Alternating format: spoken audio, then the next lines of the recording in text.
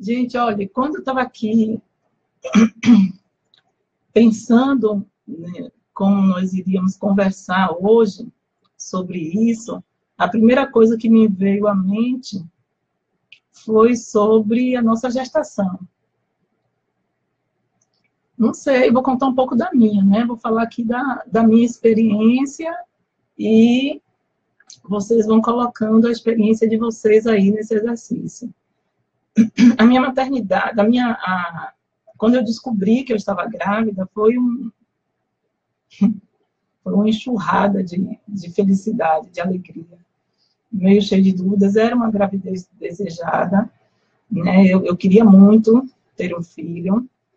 Rodrigo é meu primogênito, né? Meu primeiro filho. E durante aquele tempo, durante aquela gestação, eu curti tudo que tinha para curtir. Eu escrevi livro, na verdade, eu escrevi um livro depois que eu descobri o transtorno de Rodrigo, chamado Fantástico Mundo Autista, mas, eu digo que esse é meu primeiro livro, na verdade, esse é meu primeiro livro publicado, porque quando eu estava gestando o Rodrigo, eu escrevi um livro chamado 2005, Uma Gestação Dourada. E nesse livro eu escrevi detalhes e detalhes de tudo que acontecia. Mas é mais ou menos um diário, né? Tudo que aconteceu durante aqueles 9 meses eu relatei. Então, a descoberta, o almoço em família para comemorar, porque da parte do pai, Rodrigo não era o primeiro neto, o primeiro sobrinho, mas da minha parte, sim. Ele é o primeiro neto, o primeiro sobrinho. Então, foi assim, mais do que comemorado, que meu pai tirou os pratos de festa, né, as louças de festa, e colocou na mesa, e foram flores, foi muito, a descoberta de Rodrigo foi muito festejada. Então, pontuei tudo nesse livro. Rodrigo, quando nasceu, aqui foi um dia entre sol e chuva, né, mas foi tudo muito especial, né? Aquela preparação do quarto, todos os exames, todas as ultrassons, tudo feito com muita responsabilidade e com muito carinho. E o primeiro ano, a gente veio para casa, não houve nenhuma intercorrência, então eu vim para casa, né, depois de 3 dias no hospital, e estava tudo bem. Teste de olhinho, teste de pezinho, teste de orelhinha, tanto teste que faz, e estava tudo bem. E os primeiros meses realmente estava tudo bem. A única coisa que meu filho era uma hérnia umbilical muito grande, né, acima da medida que se fala. E ele tinha indicação cirúrgica. O médico, que até acompanha ele até hoje, Dr. Silvandro, disse que, em 2, 3 meses é muito cedo, vamos esperar ele amadurecer um pouquinho mais para nós fazermos essa cirurgia. Mas o desenvolvimento dele foi todo tranquilo. E aí a primeira pergunta que eu pensei para a gente começar a conversa hoje era: quais eram os nossos anseios, as nossas expectativas, quando nós estávamos gestando? Né? E quando eu falo gestando, não é só a mãe, né? Porque o pai não gesta fisicamente, mas emocionalmente ele está ali participando de todo o processo, ele faz parte desse processo, né? No cuidado que tem com a mãe, no cuidado que tem com esse filho que ainda está no ventre, ele participa, ele gesta assim, ele gesta junto esse filho. E muitas vezes o que a gente é inevitável dizer que não faz planos, né? Nós fazemos planos quando nós estamos gestando. E a gente, oi Carlos, bom dia. E quando a gente está gestando, a gente pensa em como vai ser quando meu filho estiver aqui, né? O esporte, a escolinha, né? Quando ele me chamar de mamãe, quando ele me chamar de papai, né? O que é que vai, né? As coisas que a gente vai viver, vou levar, né, para o estádio de futebol, vou levar para aprender natação, se for menina, vou levar para o balé, e a gente começa a criar as expectativas em torno desse filho, né? Fica pensando, a gente idealiza. Em síntese, a gente idealiza.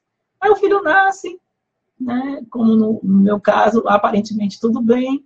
O primeiro ano, em geral, é um desenvolvimento típico, né? Meu filho mesmo ele engateou no tempo certo, ele andou, ele demorou de andar, mas ele engateou no tempo certo, ele fez a pega da mamadeira no tempo certo, né? Então ele tinha um desenvolvimento todo regular. Até que chegou com 8 para 9 meses, nós marcamos a cirurgia dessa hernia umbilical e todos dizem, né, todos os estudiosos apontam para um fator desencadeador do autismo. Né? O autismo a gente não sabe a origem, mas a gente sabe que a criança nasce com a predisposição para o autismo. Nasce com a predisposição para o autismo. Vai existir um fator desencadeador e aí os sintomas, eles começam a aparecer. No caso do meu filho, isso foi muito sintomático. Foi ali, foi um divisor. Deu para perceber. No meu caso, deu para perceber, porque ele vinha com desenvolvimento típico, fez a cirurgia, o pós-cirúrgico foi extremamente complicado, né?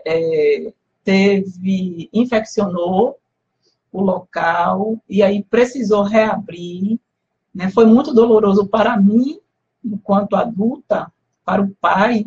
Imagine para ele um bebê de 8 meses.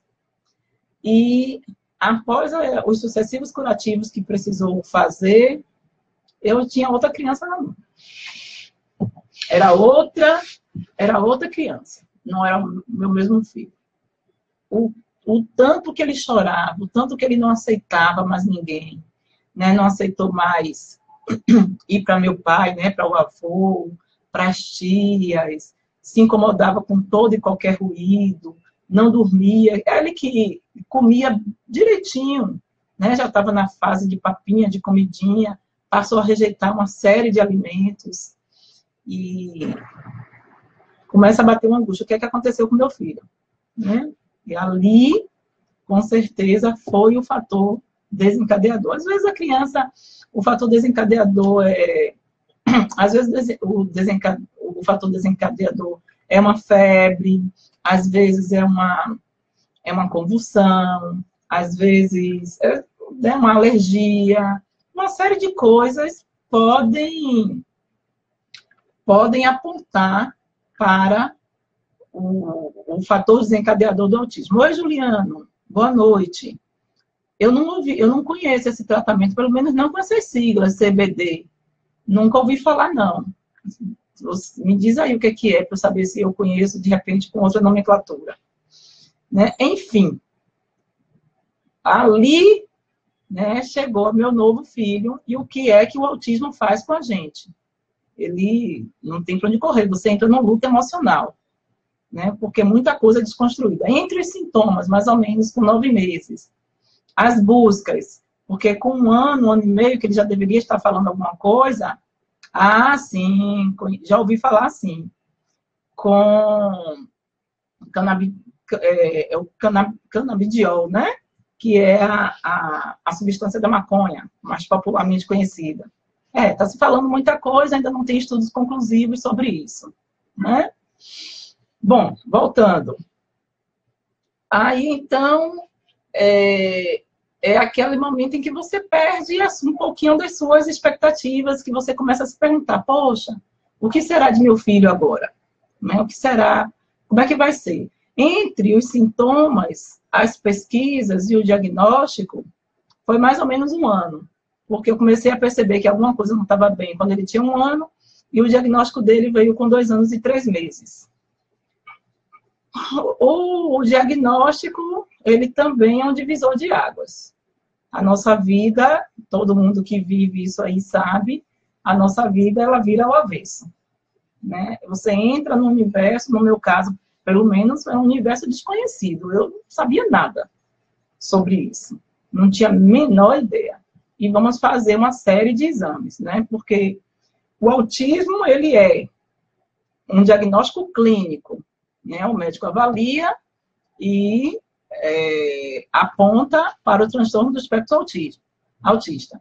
Mas existem algumas coisas que eles vão descartar, que os médicos vão descartar. Então, a gente faz alguns exames, não para diagnosticar o autismo, mas para descartar outros transtornos, né? Então, é isso que a gente faz e descobrir, talvez, possíveis malformações, outras situações que podem justificar determinados comportamentos da nossa criança. Então, o autismo, ele é um diagnóstico por exclusão. Você afasta várias outras que o diagnóstico é mais conclusivo, via exame clínico, né? Às vezes exame de sangue, e depois, se não tem nenhuma daquelas síndromes, aí então, e ele continua com as características de atraso de fala, né, dificuldade da socialização, comportamentos estereotipados, aí então ele aponta para o autismo, né? Então, é mais ou menos isso que acontece. A partir daí, a questão é como o autismo me mobilizou internamente. Como é que fica eu, né? Eu, mãe, eu, pai, como eu fico diante desse transtorno? Como é que eu fiquei? Porque a gente olha muito para o filho, né? As situações do filho, a dificuldade do filho, a gente busca tratamento para o filho.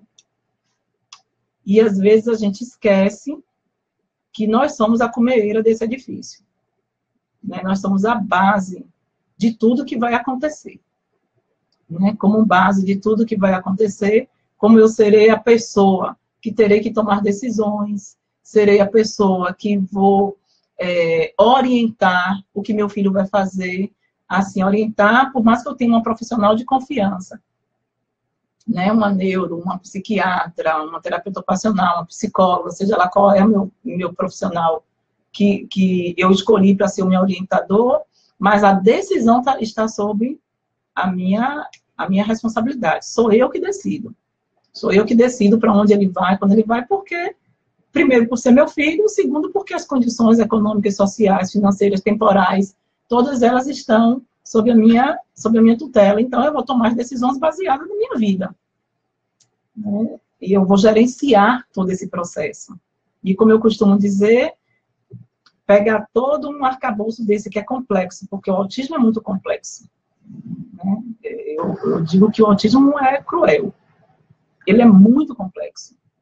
E pegar todo esse processo e entregar nas mãos dos outros é uma ingerência. Não dá para fazer isso. A responsabilidade é nossa. Mas, como eu estou para gerenciar esse processo? Como eu fico para gerenciar esse processo? Carlos, deixa eu ver aqui. Meu filho é autista.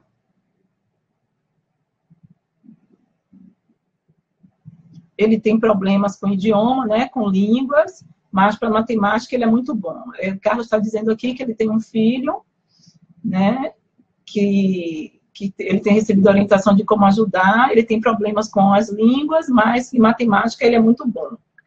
O autismo tem essas coisas, né? Eles têm tanto uma zona de interesse quanto uma zona de habilidades, que, em geral, na zona de habilidades deles, eles são sensacionais, né? Eles, em geral, são muito acima da média naquilo que eles são bons. É por isso que sempre que eu converso aqui com vocês, eu estou sempre dizendo, atente para as habilidades, né? Atente para o que ele tem de bom, porque provavelmente é esse caminho que ele vai ter sucesso, ele vai conseguir a inclusão, né? Seja a área que for, mesmo que não seja da educação formal, mas a área em que ele mostrar que tem interesse é a área que a gente tem que investir.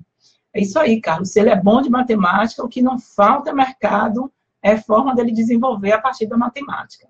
Viu? Bom, voltando. Como eu me sinto, como eu estou para gerenciar esse processo? Não tem jeito, meus amores. Não tem jeito.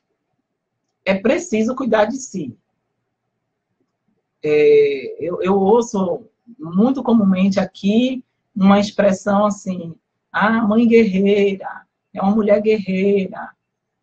Hoje, em um certo tempo, isso até me deixava feliz, assim, hoje eu tenho muito receio dessa expressão, né? Dessa expressão mãe guerreira, mulher guerreira.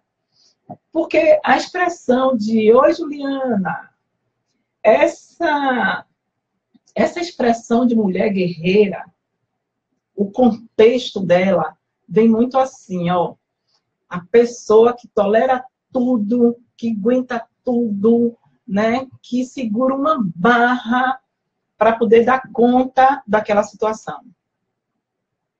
É muito bonito de se falar, é muito bonito de se dizer, mas muitas vezes nós estamos emocionalmente, mentalmente destroçados, porque o autismo desgasta demais o cuidador. O autismo desgasta demais o cuidador. E aí, para ele ter forças, para ele ter garra, para ele ter, inclusive, disposição para enfrentar isso todos os dias, só quem vive é que sabe. O quanto de conversas internas nós precisamos para acordar todos os dias dispostos a recomeçar tudo todos os dias. Porque não é só o filho. O processo do autismo não está só no filho. O autismo, ele contamina uma rede. É o filho, é a família de dentro de casa, se tem outro irmão, é a relação afetiva entre o casal, é a relação com os parentes, é a relação com a escola, é a relação com o trabalho. Tudo se complica a partir do autismo. Quem vive sabe. A relação de trabalho não é a mesma, porque a nossa cabeça está sempre em como é que ele está. Se ele, além do autismo, tem uma comorbidade, aí é que a gente não fica em paz mesmo. Né? Se esse menino convulsiona, se esse menino tem um histórico de alta agressão, retroagressão, a gente se preocupa. Deixar na escola e saber que nem sempre ele vai ter o desenvolvimento que poderia ter, porque a atenção não é a mesma. Então, nós estamos em constante estado de alerta. Nós estamos em constante estado de alerta. Estar em constante estado de alerta significa abrir uma porta de adoecimento emocional. Não é à toa que muitos pais, muitas famílias de pessoas dentro do espectro autista ou de outros transtornos graves se aproximam da depressão. Não é à toa. É porque é um desgaste muito grande. E muitas vezes nós ouvimos das pessoas que nosso filho é mal educado. Ele é mal educado, ele é mimado. Eu já ouvi isso. Uma vez uma pessoa aqui no local onde eu moro, meu filho chorava muito. Era na época em que as sensibilidades sensoriais estavam muito ativadas e ele chorava demais. Aí uma vizinha virou para mim e fez assim, seu filho chora demais, ele é muito mimado. Eu virei para ela, não, ele não é mimado, ele é autista. E você não sabe o que eu vivo. Mas aquilo, se hoje isso me emociona, naquele momento foi muito doloroso. E aí a gente tem que respirar fundo, né? Ressignificar aquilo, não criar uma relação de animosidade com a pessoa, porque de fato ela não conhece, mas a gente tem que estar o tempo todo se reorganizando para ficar bem e para conduzir a vida desse filho. Haja habilidade. Só quem vive sabe exatamente do que eu estou falando. Do que eu estou dizendo. A Amanda tá aqui falando. Meu filho tem 5 anos e tem transtorno, né? Está no transtorno do espectro autista. Teve um tempo muito difícil porque ele embatia em nós por ser não verbal. Pois é. Amanda, você sabe o que eu vou falar. Que emoção toma conta da gente quando um filho bate na gente. E você fica ali entre... O que é que eu faço? Porque é do transtorno? Não é do transtorno? Como eu educo? Como eu digo não? Eu acolho? Me machucou? Como eu, enquanto pessoa, enquanto sujeito, fico sendo agredida? né? Então, assim, aí entra nisso que você está falando. Desculpa, teve a necessidade da medicação, né? Teve a necessidade da medicação. Aí, meu filho até precisou também, que meu filho entrou no surto psicótico. Então, aí tem todas as nossas crenças em relação à medicação. Porque muitas vezes a gente acha que a medicação, né, é porque meu filho ficou louco, porque não deveria tomar isso, e a gente se preocupa. Tem uma série de crenças equivocadas que vêm à tona quando o médico diz que você precisa dar um remédio, um psicotrópico para o seu filho. Então, aí vem o que você está falando, vem o medo, vem o receio, quais são as consequências disso no futuro? Será que meu filho vai ficar lento demais? Né? Será que ele vai ficar ativado demais? Né? Eu não quero dopar meu filho, eu quero cuidar dele. Então, é uma série de emoções que, imagine, isso não vai ser um dia, né? Isso vai ser toda a nossa vida. Toda a nossa vida. Portanto, já que isso vai ser toda a nossa vida, porque o autismo é um processo de altos e baixos, né? Tem hora que vai estar bom, tem hora que vai estar melhor, tem hora que nem tanto. Imagine a chegada da adolescência, é o que eu estou vivendo agora. A chegada da adolescência com todas as questões hormonais que estão por vir, com todas as questões sexuais que estão por vir. Eu trabalho com autistas adolescentes e adultos, e eu vejo as questões sexuais, né, de se masturbar, né, de desejar o outro, de querer tocar na coleguinha e não saber tocar, e isso gera um desconforto, isso gera problemas de toda ordem. E como se conduzir nisso?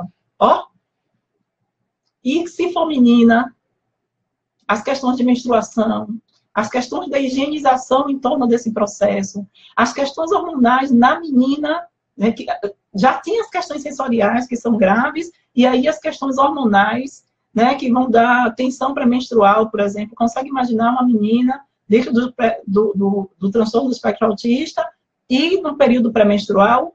O que essa mãe, o que esse pai não tem que respirar fundo para aguentar esse processo? O autismo não é fácil. O autismo não é fácil. Tem toda essa gama. A primeira coisa que nós precisamos fazer para dar conta desse transtorno que é tão complexo e que vai nos acompanhar a vida inteira, porque o transtorno do espectro autista ainda não tem cura. Né? O autismo não tem cura. O autismo tem várias situações, hoje a gente tem aí várias tentativas, várias pesquisas, mas efetivamente ainda não foi apresentada a cura. Então, a coisa que nós precisamos fazer urgentemente é cuidar de si próprio. Cada um de nós, precisamos cuidar de nós. Eu preciso cuidar de mim. Por mais que esse filho nos absorva, nós precisamos trabalhar de alguma forma para fazer uma atividade física, para ouvir uma música, para sair um dia na semana que seja, por 1 hora que seja, por meia hora que seja. Isso precisa fazer parte da nossa rotina, porque eu preciso oxigenar meu cérebro. Eu preciso estar bem.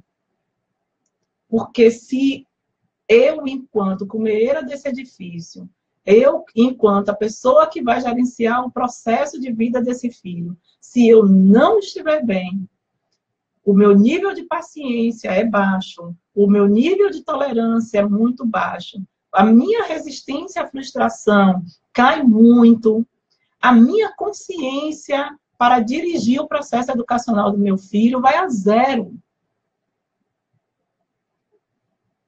E em algum momento desse processo, com esse filho, eu vou precisar dizer não.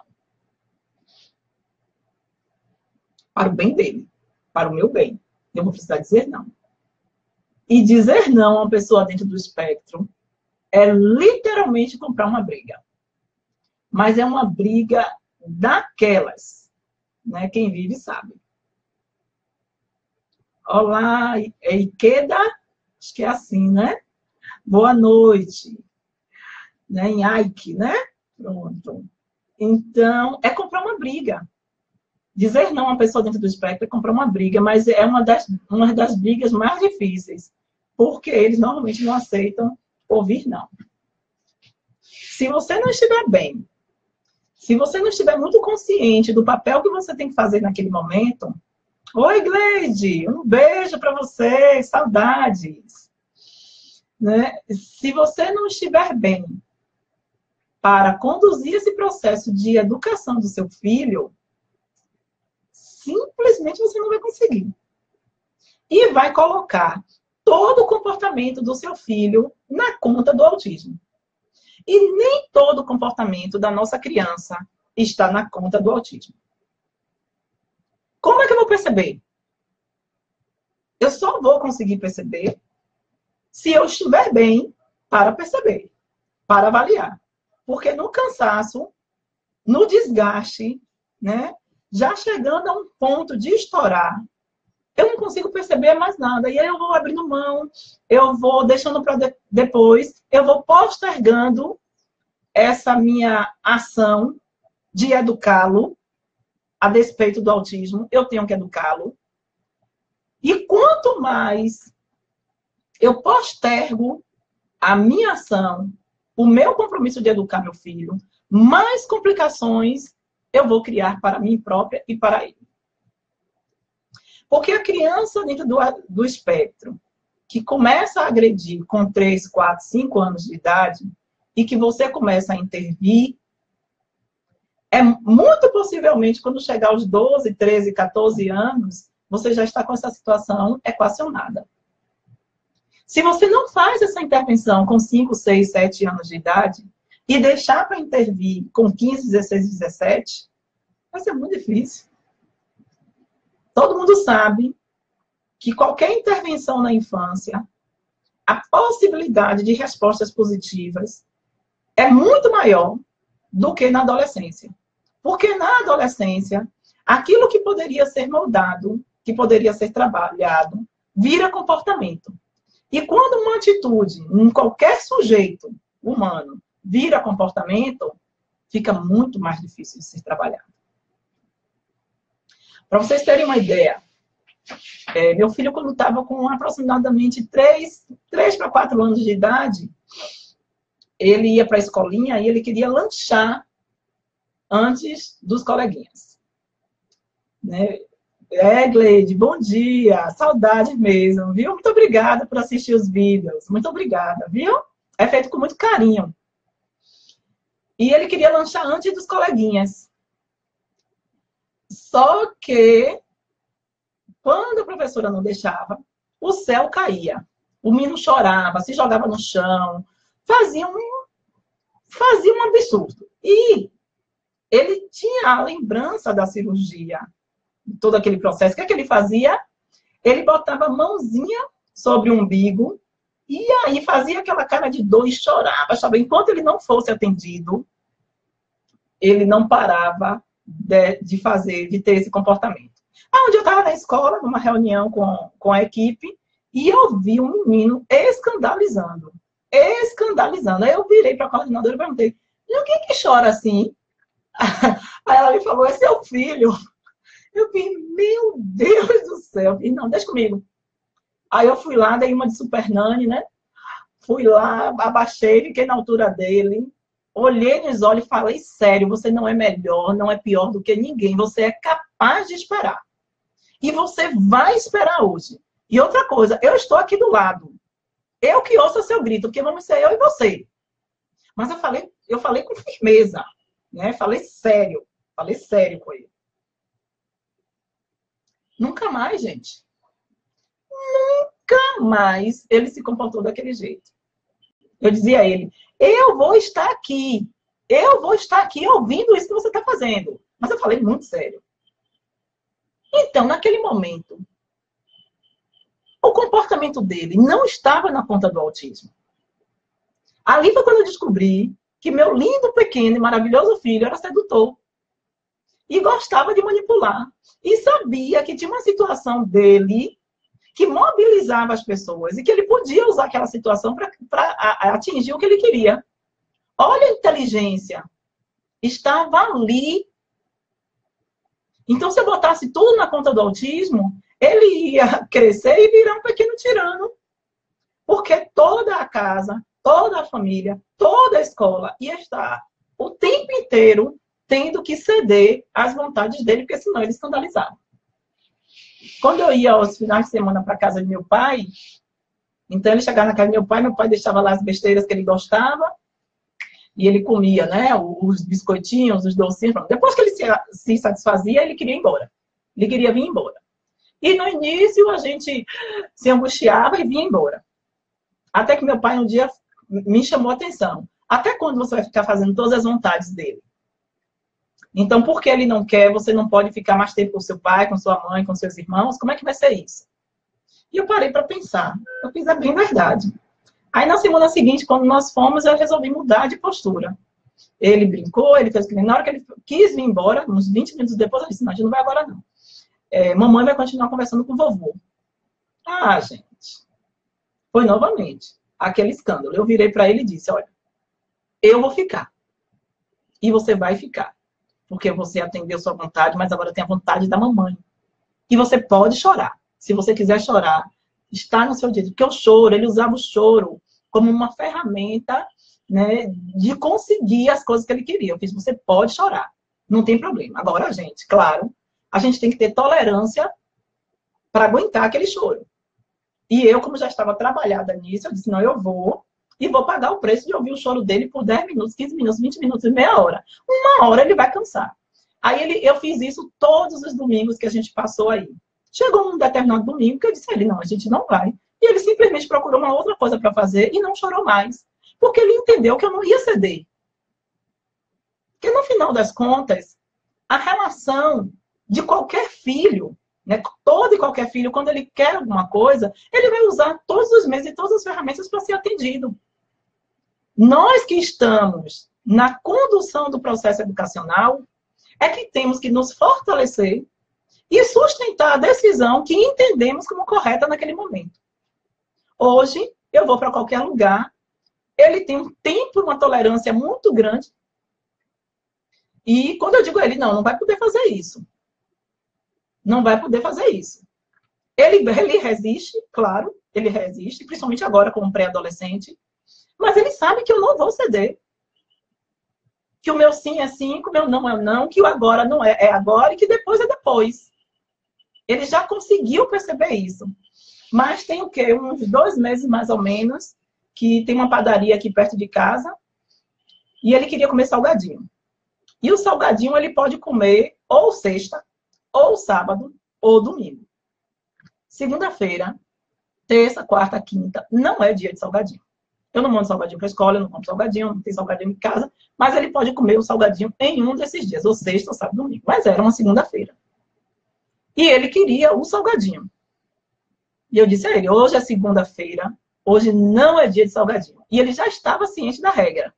Mas ainda assim, ele insistiu. Óbvio, eu disse a ele, não. Aí o que é que ele faz? Aquele movimento que muitos autistas fazem. Eles endurecem o corpo.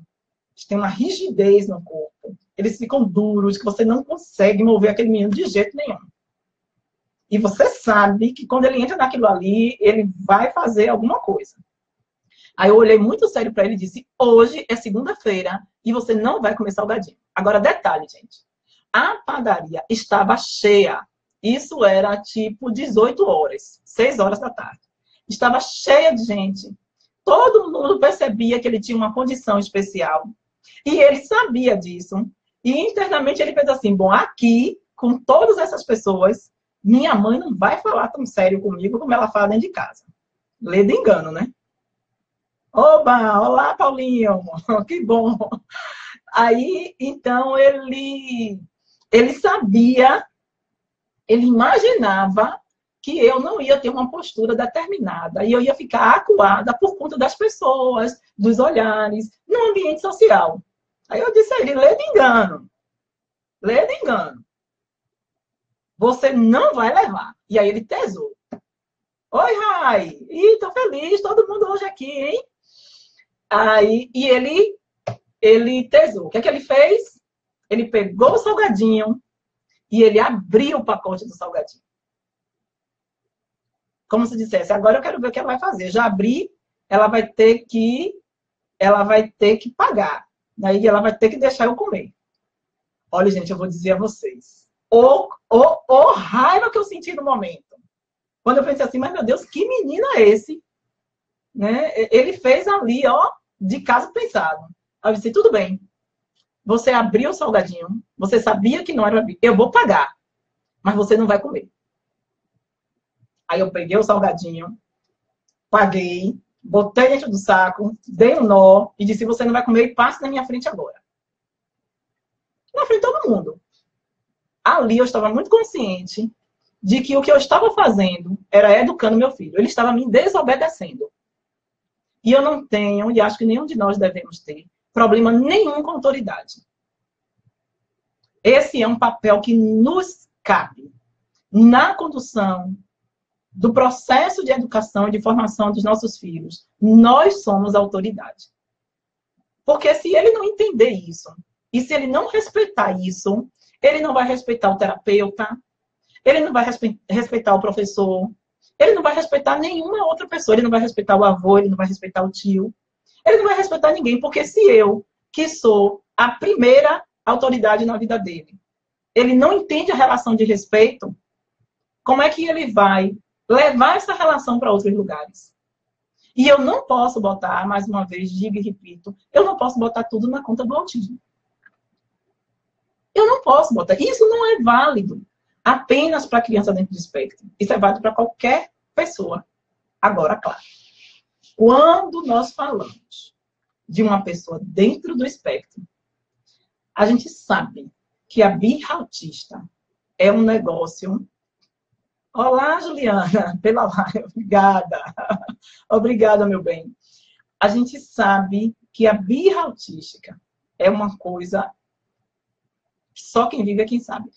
Ela é desorganizadora, inclusive. Se a gente pode evitar processos que levem a isso, ótimo. Então, a relação é, quando eu vou perceber que um comportamento é resultado, está sendo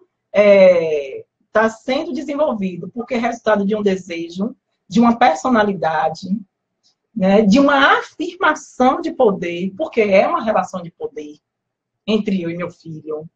Existe uma relação de poder. E muitas vezes ele quer sim, né, dizer, ó, eu posso também, eu quero também, eu vou também. Como minha filha pequena de 6 anos virou para mim semana passada e me disse, você não manda em mim.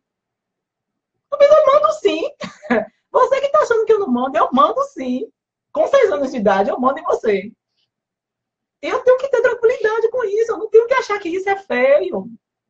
Eu não tenho que ter problemas emocionais, psíquicos, né, por conta de assumir o meu papel de autoridade e de poder nessa relação. É uma relação de poder. E é uma relação que eu tenho que exercitar isso. E eu tenho que estar consciente disso.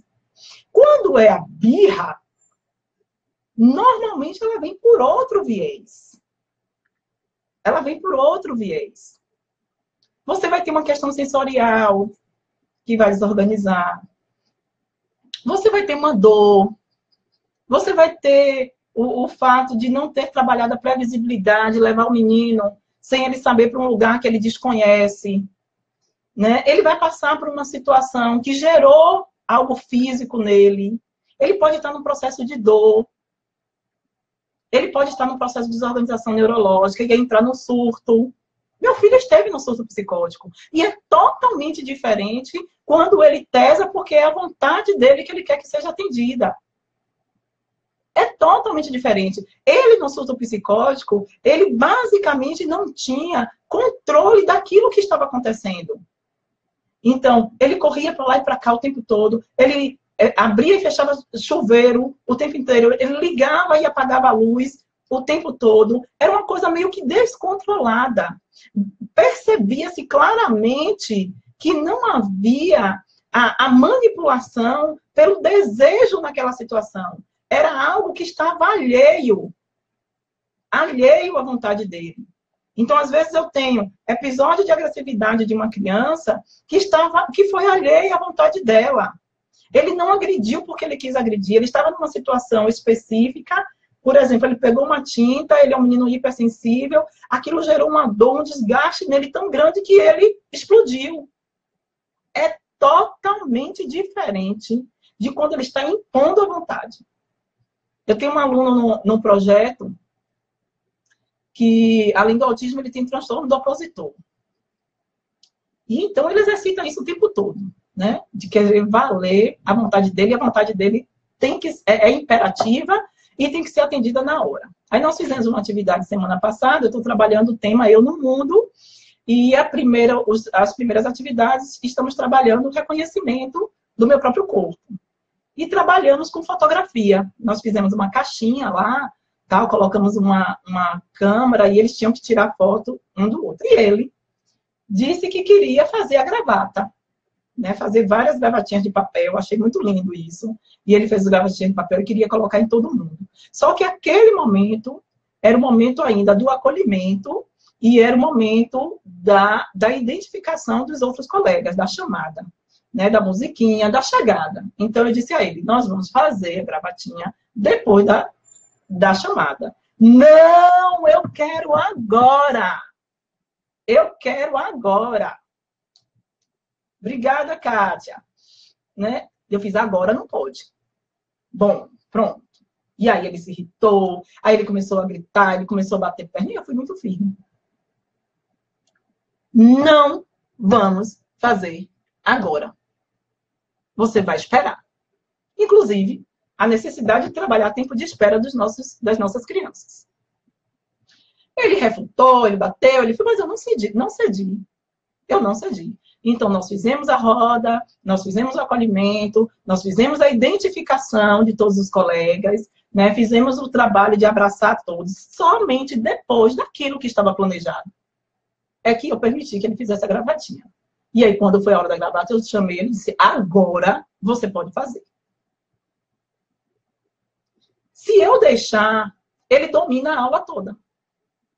E quais são as consequências disso? E esse aluno que eu estou falando já é um aluno de 14 anos. Tem comportamento, muitas vezes, de um menino de 6 anos, é bem verdade, mas ele tem 14 anos. Então, se a gente não atuar com mais firmeza, consciente do que eu estou fazendo ali naquele momento, que aquilo ali é um processo de educação, que qualquer criança e qualquer pessoa tem que saber esperar. E por que eu faço tudo isso? Por que a gente tem que fazer tudo isso? Primeiro, eu não serei eterna. Serei eterna. Nenhum de nós seremos. Nossos filhos, se seguir o ritmo normal da vida, nossos filhos ficarão aqui após a nossa partida. Eu tenho toda a tolerância e posso ter toda a paciência, toda a comisseração, toda a compreensão com meu filho. Os outros vão ter? As outras pessoas vão ter? Precisa pensar muito, né? As pessoas não vão ter. Assim como eu tenho que deixar para a sociedade, mesmo que meu filho não estivesse dentro do espectro, eu teria que deixar uma pessoa que viesse a contribuir, eu tenho que fazer a mesma coisa com esse filho. Ele vai ter as dificuldades por conta do transtorno que o acomete, mas ele não pode, por essa desculpa, ser mal educado. Ele não pode, por essa desculpa, ser grosseiro. Ele não pode, por essa desculpa, agredir as pessoas, porque ele não teve a vontade dele respeitada. Se ele comete uma agressão, porque foi algo involuntário, que partiu de uma reação por uma condição, é até compreensível. Embora para quem apanhou não é aceitável. Nós temos que conduzir. Mas ele bater, ele agredir, porque ele queria que a vontade dele não fosse atendida, e a gente aceitar isso, não pode. Porque ninguém vai aceitar. Porque se fosse uma pessoa, um filho meu que fosse agredido por outro, eu não aceitaria. O que eu não quero para mim, eu não quero para o outro. Então, tenho que dar limites. E o limite vai começar, inclusive, pela rotina. A rotina, a gente sabe que a pessoa dentro do espectro, ela atende a rotina. Né? Por quê? Porque isso organiza ela. Mas se a rotina não puder ser atendida, por exemplo, Existe aula de natação toda segunda-feira. Toda segunda-feira tem aula de natação. Aí ele sempre vai para a aula de natação. Mas se na hora da aula de natação a piscina quebrar, a bomba quebrar, ou uma criança fez, por exemplo, o cocôzinho dentro da piscina e vai ter que sair todo mundo, ou não vai poder entrar a próxima turma porque a piscina vai ter que ser limpada e não vai poder mais fazer aula. O que é que acontece nesse momento? A maior parte das crianças fazem um verdadeiro escândalo. É porque a gente precisa vir trabalhando a flexibilidade. Eu não posso todos os dias fazer o mesmo caminho. Eu não posso todos os dias fazer exatamente do mesmo jeito, porque isso vai desorganizar meu filho. Não. A gente vai ter que trabalhar com ele a aceitação de que situações diferentes acontecem. Elas vão acontecer independente da nossa vontade. Flexibilizar. Nem toda vez que eu for para o shopping eu tenho que comprar tudo que ele quer, porque não dá. Toda vez que eu vou no shopping, meu filho quer pipoca. Tem dia que eu compro pipoca, tem dia que eu não vou comprar pipoca. Mas eu não vou comprar consciente. Não, hoje eu não vou comprar pipoca. Porque eu preciso trabalhar nele a resistência à frustração. Ele precisa aprender a ouvir não. Por que não? É a coisa que a gente mais ouve na vida desde que nasce. A gente vai ouvir da vida um sim para 5, 10 nãos. Antes que as coisas aconteçam do jeito que nós desejamos, nós vamos ouvir vários nãos. Como é que eu vou colocar um filho, né, nessa sociedade que só sabe ouvir sim? Vai ser problema para ele. Vai ser problema para as outras pessoas, vai ser problema para mim. Kátia me pergunta, uma criança de 5 anos pode ser diagnosticada em um nível e depois ter variações no espectro? Com certeza, Kátia. Principalmente se ela está numa intervenção precoce, né? Ela começou a ser trabalhada desde cedo. Existem casos do menino ter até um autismo mais leve, mas não sofre nenhuma intervenção, e isso piorando. Como existem situações do menino ter um autismo mais grave, mas com tantas intervenções, ela melhorar. Meu filho é a prova disso. Meu filho com 5 anos é muito diferente do meu filho que eu tenho hoje com 12. Hoje ele é uma criança muito mais sociável, né? É uma criança com habilidades e capacidades muito mais desenvolvidas do que quando ele tinha 5. Né? E todo esse trabalho, aí uma dica, obrigada, Amanda, estou aqui para isso. E aí é uma dica que eu digo para vocês. Não tem medo de educar o filho. Né? Pai e mãe não pode se dar esse luxo de ter medo de educar o filho. Paga o preço hoje. Paga o preço agora. Que agora a gente tem condição de fazer isso. Lá na frente a gente não sabe.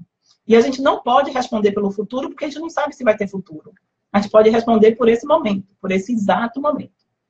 Então, percebe que é necessário dizer o não? Digo não. O não educa. Também.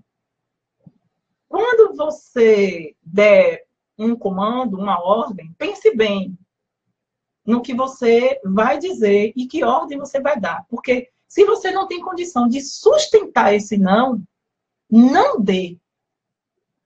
Porque é terrível para a educação de qualquer sujeito você dizer, não vou fazer, não vou lhe dar, não pode isso. Criar uma celeuma em torno de toda essa negativa, para 5 minutos depois você dizer sim. Você próprio se desautorizou. Então, se é para dizer sim depois, não diga que vai dizer não. Avalie se aquilo que você vai fazer, se aquilo que você vai falar, você vai sustentar. Por exemplo, uma vez eu fui com uma pessoa no supermercado. E assim que ela entrou no mercado com o filho, toda vez que ela ia no mercado, o menino queria chocolate. E assim que ela entrou no mercado, obviamente, ele pediu chocolate. Quero chocolate. Ela disse, não vou lhe dar chocolate. E ficamos durante uns 30 minutos dentro desse supermercado. E o menino chorando, o menino gritando, o menino fazendo birra, a mãe estressada. Eu não vou lhe dar chocolate, que eu já disse que isso não pode, que isso não faz bem pra você. 30 minutos de pura confusão. Quando chegou no caixa, obrigada, Adson. Quando chegou no caixa, já para pagar a conta, ela já estava no limite, no limiar de tolerância dela, pegou o chocolate e deu. Aí eu fui e tomei. Eu disse, não, agora você não vai dar, não. Agora você não vai dar, não. A gente já levou 30 minutos sustentando toda essa situação. Se era para dizer não, se era para dizer sim no final, dissesse sim logo no início, dava o chocolate no início e a gente não ia viver toda aquela situação. Aí deixou viver 30 minutos, angústia para ela, angústia para ele, angústia para mim, um ambiente tenso, todo mundo olhando, o menino se jogando no chão, para depois, no final de tudo, dizer sim. Se ela não estava consciente da sustentação do comando que ela deu, não dava o comando. Então, assim, em relação aos nossos filhos, a dica. Primeiro, vamos nos cuidar. Nós precisamos nos cuidar mentalmente, psicologicamente, fisicamente, porque o transtorno é complexo, porque vai exigir da gente muita entrega, muita dedicação por toda uma vida. Sem estar bem, não existe processo educacional. Segundo, avalia os comandos que você vai dar, né? Aquilo que você colocar como regra, é regra. A criança precisa entender que existem regras. E uma vez dadas as regras, sigam as regras. Se a regra não pode ser sustentada, não dê. Não deixa para fazer intervenção quando você estiver muito cansado, né? Faz as coisas no momento que você conseguir. E outra coisa, relaxa. Alguns momentos a gente não vai conseguir mesmo, né? Negocia é uma outra proposta, como eu estou falando para vocês. Você não é que ele não vai comer o salgadinho, não é que ele não vai comer o chocolate, não é que ele não vai tomar o refrigerante, caso seja da vontade de cada família. Mas não vai poder fazer isso todos os dias. Então, você vai fazer isso dia de domingo. Você vai fazer isso uma vez no mês. Como toda e qualquer criança. E aí, quando você começa a dar as regras, que as regras ficam claras, que ele começa a entender que hora pode, que hora não pode, que hora tem o sim, que hora tem o não, isso também vira uma rotina que vai ser saudável, que vai transformar essa família numa família equilibrada. Porque não tem pior coisa, eu vejo hoje, de mães que chegam com filhos com 20, 22 anos dentro do espectro, que não conseguiram dizer não a vida inteira a esse filho e quer educar esse filho aos 22 anos de idade. Isso vale para autista, isso vale para qualquer pessoa. Aos 22 anos de idade, não existe mais processo educacional transformador como é na infância, não. De 0 a 7 anos, essas crianças são moldáveis. De 7 a 14, você está num momento reforçador. Você consegue reforçar tudo que você trabalhou até os 7. Dos 14 em diante, ele agora está sob o domínio, ainda que no espectro autista. Aí virou o comportamento. E fica muito mais difícil de trabalhar. Quem está agora com os meninos já na idade adulta, né? Ainda que vai ser mais difícil, mas é possível. Só não pode abrir mão disso, gente. Não pode abrir mão disso. Tem um livro de um autor brasileiro que eu gosto muito, não é voltado para o autismo, é voltado para a área de educação. O nome dele é Isamitiba, né? O livro é esse, Quem Ama Educa. Esse livro, ele foi meu norteador, ele é meu norteador várias vezes. Eu indico como leitura para vocês. Mas se você tiver a oportunidade, leiam. Porque é um livro muito esclarecedor em torno de educação. E Samitiba, ele não vai falar sobre a questão das crianças especiais, não era a área de estudo dele, mas muito do que ele fala lá também serve, também é aplicável para as nossas crianças aqui. Ok? Então é isso. O que eu desejo é paz, é harmonia. Eu desejo que cada um, dentro da sua condição, se respeitando enquanto sujeito, se respeitando enquanto pessoas que somos limitantes e limitadas muitas vezes, mas que não podemos, em nome disso, deixar de ser atuantes. Que nós sejamos atuantes com os nossos filhos. Que nós desejemos, sim, que nossos filhos melhorem, se desenvolvam, reduzam dentro dessa condição, né, do espectro autista. Quanto mais leve ele puder ficar, que ótimo, que bom. Mas que o nosso filho não se limita a ser autista. Ele é um ser humano, ele é um sujeito com personalidade, com características próprias, com desejos, com vontades que precisam ser educadas e orientadas. Porque o mais importante na vida, seja do nosso filho autista ou outro, não é curá-lo do autismo, é fazer um homem de bem, é fazer um filho, uma pessoa de bem. Isso é o que importa. O restante é só adendo. A gente só faz agregar. Se ele sair do espectro um dia, se ele melhorar muito, se ele for para a faculdade, se ele casar, seja o que ele for, para tudo isso que ele vai fazer na vida, para todas as oportunidades que a vida vai dar a ele, né, o mais importante é que ele seja um homem de bem. Ele seja uma pessoa do bem. Essa é a nossa responsabilidade enquanto pai e mãe. No dia que a gente partir, a gente ter a consciência de que deixou uma pessoa que vai colaborar para o desenvolvimento da sociedade humana. Ok? Um beijo a todos, um abraço. Estou chegando. Maio está chegando, estarei aí pertinho conversando com vocês. Um beijo no coração de todos. Até a próxima.